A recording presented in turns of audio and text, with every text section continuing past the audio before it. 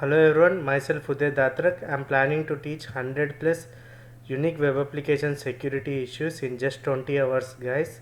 You don't need to have any basic skills, you don't need to have any programming skills.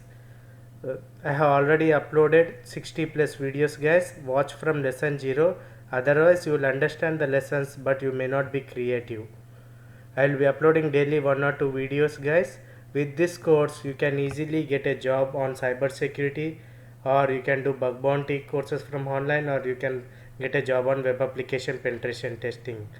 This is the only one training institute, guys, world's first training institute, which is teaching 100 plus unique security issues easily within just 20 hours.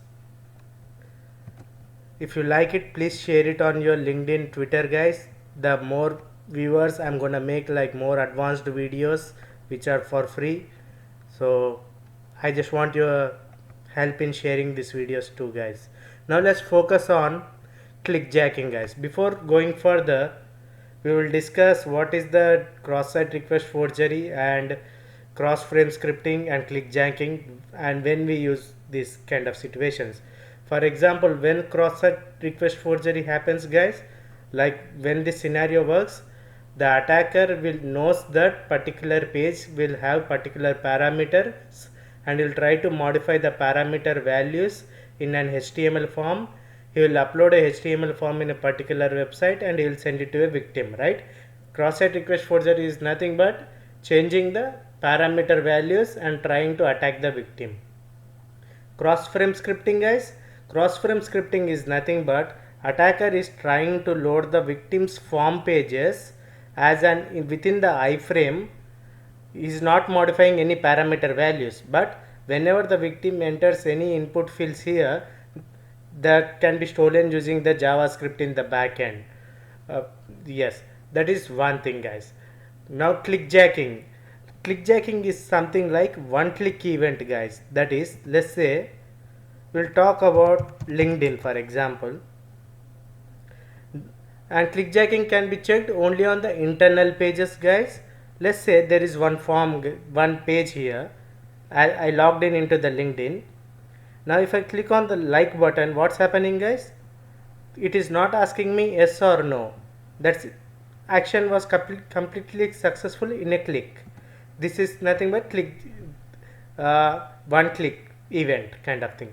There are some websites like delete account. As soon you click on that, it won't even ask the password and it won't even say anything. The account will be deactivated. It won't even say confirm box yes or no. That's called one click events. So most of websites will be having something like button or something, and we don't, in clickjacking we don't enter anything. It's only one click, most click, that's it. Either it's something like button, or else it should be like account deactivate, one click. So let's assume now we are going to make a POC for clickjacking, guys. This is gonna be interesting.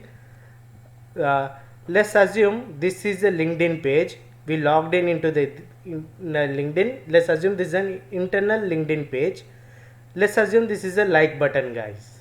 Now I'm going to create a POC in such a way that in the front end there will be some other button, but in the back end this particular site will be loaded, and when someone clicks on the front end some button, this button will be activated.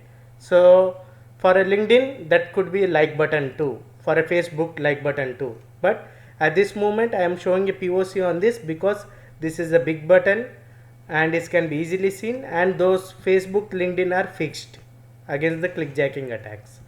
Now let's check out this, guys. I made a POC code here.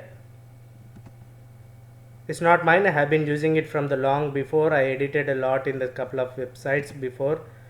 Okay, now this is the piece of code, guys. That's it, very simple. It's an iframe. Opacity means we are trying to hide that iframe. Within the iframe you have to give the particular website URL. Assume this is the LinkedIn page and this is the like button. Okay, so you need to take this page URL and you have to give it here, guys. I just gave yes. Now I'll try to open this particular HTML file to show you how it looks now.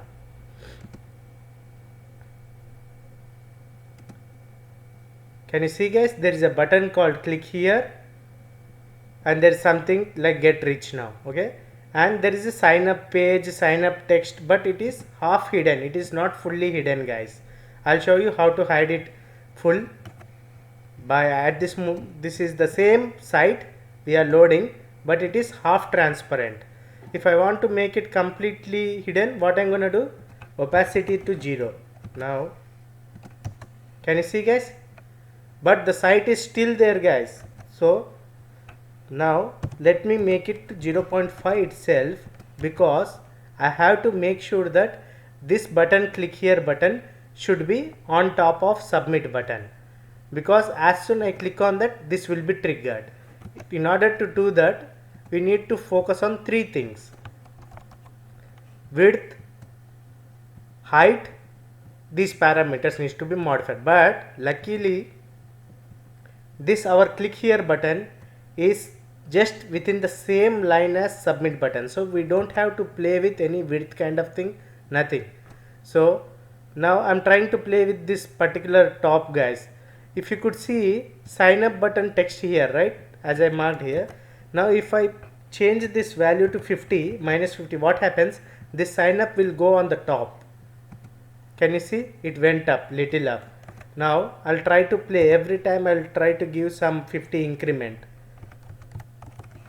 I know it is like it went little more up. Now we are in the username field button. Click here button is on the username field. Now if I give 50 more, now it came down to the below to the username button. Now again 50 more means 200. Now can you see, it is now just moving up. Now let me make it to 300 guys. Can you see guys, now both the button are same. If I click on the click here button, in the back end submit button will also get clicked. Can you see guys? See, in the back end also it is clicked. Now how can we check that guys? Within the Burp Suite, I'm going to clear the history. If I click the click here button in the back end, that also should be activated. See, that is the button getting activated. Now we adjusted the button guys. Assume this is the LinkedIn page. As soon someone clicks on this button, now backend like button will be activated for ease. Now at this moment, opacity I will make it to 0. That's it, boom.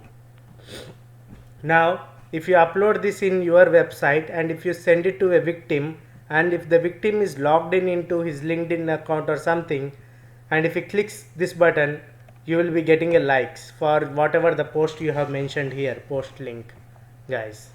So this is how hacker will play in the back end with the code. But for you to understand, I just made a POC guys.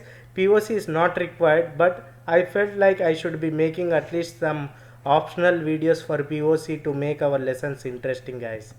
You just have to report it. In order to explain it to the client, you can also share my video directly. He will be understanding, because this is like spoon feeding for him. You don't have to waste lot of time learning the JavaScript, editing the piece of code to explain him. If there is something like one click page, there are one click actions are happening within the websites, that's it.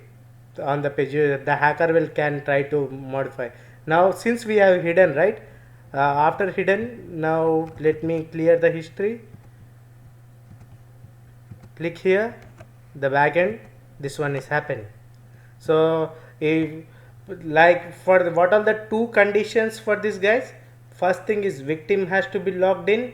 The second thing is that you need to adjust the position according to the button, which now you can easily do it. The third thing is that it should be one click kind of thing. After clicking on that, it should not ask for the password, confirm password, or yes or no kind of thing. Or else even if it is asking, I am giving you as a homework guys, try to see what you can do as a 2-step kind of thing. Since it's a beginner lesson, I just wanted to make sure that you guys can easily understand the complex topics like this one with this piece of sample code guys. So you can also, instead of this, click get the rich now button kind of thing, like click here to get $50 PayPal in your account, or click here to learn free security testing videos. Whatever text you want to put, you can put, and this one is not even required. So now this one is simple piece of code, guys. You can look at this and you can write it down like within just 2-3 minutes. Anything else we missed it here? Like this is how the clickjacking happens. The if you could see, most people report the clickjacking events.